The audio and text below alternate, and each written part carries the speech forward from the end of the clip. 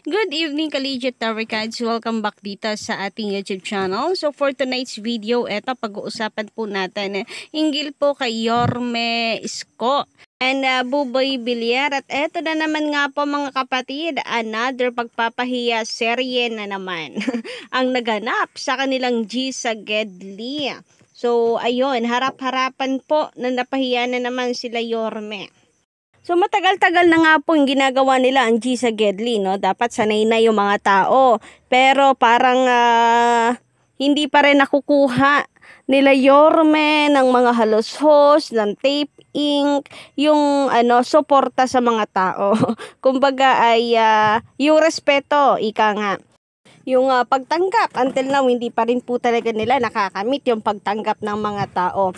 Kasi sa dami-rami po ng pwede nilang ma-encounter, ay meron at meron pong mga TVJ solid, legit, fanatic ang kanilang nai-interview at nalalapitan. Ang masama pa dito, hindi nakikipagplastikan yung iba.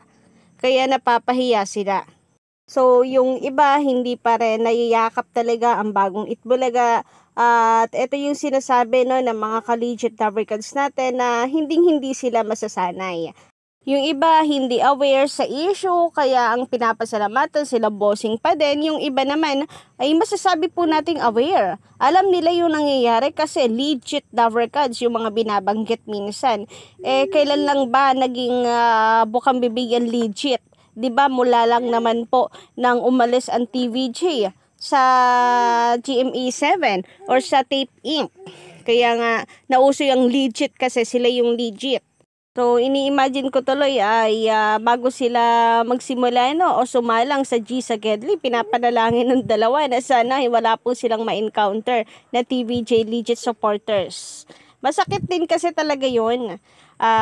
Sila yung humaharap sa mga tao, ipinapakilala nila ang sarili nila as Itbulaga, pero kapag sinabi na nilang anong masasabi mo sa Itbulaga, sila yung nasa harapan, TVJ ang sigaw. Doon pa rin sila sa original, sa dati pa din na Itbulaga. Kung hindi nga lang pamatibay ang inyong personalidad, kung masyado kang sensitibo, at hindi ganon kakapal ang pagmumukha mo para araw-araw ay pumasok sa G sa Gedli, ay kakayanin mo na wala kang pakialam kung ano man, kung kayo man ay maka-encounter ng TVJ legit tower cards supporter. Pero siguro sa kagustuhan na rin nila na sila'y matanggap, masanay ang mga tao, ayun, kinakapalan po nila ang pagmumukha po nila araw-araw para sila ang makilala na Itbulaga. Then good luck kasi nga eto nga po mga kapatid, ilang buwan na ba silang umiere na pinapakilala nila, trending sila halos araw-araw. Well, TVJ ang trending araw-araw. Ang Itbulaga hindi masyado, pero nadadamay sila. Syempre kapag trending po ang TVJ, ay isa rin sila sa napapag-usapan dahil hiwalay na ang TVJ dito sa Tape Inc. At the same time kapag nagpaparinig si Henyo Master. Anyway, ngayong araw po pala mga kapatid ay nakakuha po ng 181,000 na viewers po ang TVJ sa YouTube after ng kanilang live. So sa TVJ official lamang po yung nakuha natin, and malaki na rin po yan, 181,000. Then ang TV5 Philippines naman po na Facebook ay 265,000 views. Pasensya na po kayo kasi wala po tayong datos sa TV5 Philippines sa YouTube channel dahil maaga po talaga silang nag-private and hindi na po natin nakuha yung datos. Pero sigurado po niyan kung naka 181 ang TVJ YouTube channel, nasa 200 po yan, mga 250,000 ang TV5 Philippines. So, malaki guys kasi 300,000 sa YouTube. May Facebook pa po. Ito nga 265 sa TV5 and 266 naman sa TVJ.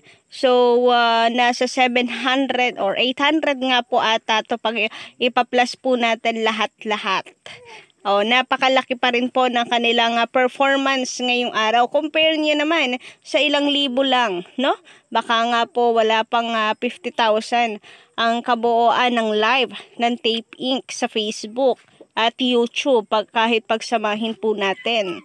Paano naman mga kapatid, talagang kakaunti lang po ang nanonood sa kanila. Pag nagla-live nga po sila 80,000 sa TVJ, tapos ang Tape Inc. Ilan lang po ba? 900, 700, minsan nga nasa 200 lang Yun po yung masaklap. Kasi ang katotohanan po niyan mga kapatid ay TVJ pa din talaga ang gusto ng mga tao. Kahit na nasa Tape Inc. po ang titulong Itbulaga, wala ring kwenta, no? Dahil wala nga pong buhay ang Itbulaga pag wala ang TVJ. Sabi nga po natin hindi tatagal ng 4 na dekada ang Itbulaga. At almost 5 decade na nga kasi ilang taon na lamang po, 6 na taon. At mag-aano na po sila, 50 years. So hindi po tatagal ng ganyan without TVJ ang Itbulaga. Dahil ang sekreto at lakas po talaga ng Itbulaga ay TVJ. So kung ihihiwalay po ang Itbulaga sa TVJ ay mahina po ito. So, lalakas po yan lalo kapag naibalik po yan sa TVJ kagaya nito. Yung encounter po ni Layorme sa G. Sagedli, isa po yan sa patunay na ang gusto po ng tao ay TVJ. So, kilala ang Itbulaga because of TVJ. Dahil Itbulaga is TVJ, TVJ is Itbulaga. Yan po ang katotohanan. At ilang beses na nga pong sinasampal sila ng katotohanan ito.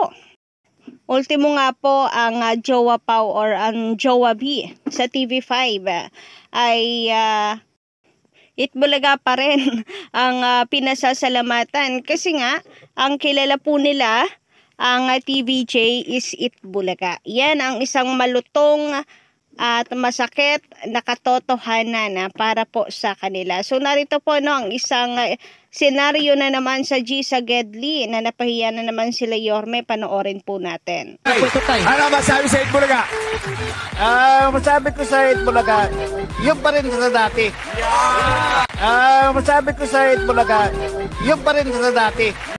O diba guys, nakita niyo rin po ba? Agad-agad pong tinanggalan ni Yorme ng mic si Kuya Ayaw na po siguro niyang marinig kung ano man po ang kasunod pa nitong sasabihin. Umapir na lamang po siya na kunyari okay lang para maidaos po maidaos po ang araw na ito na another pagpapahiya ika naman ni Yorme.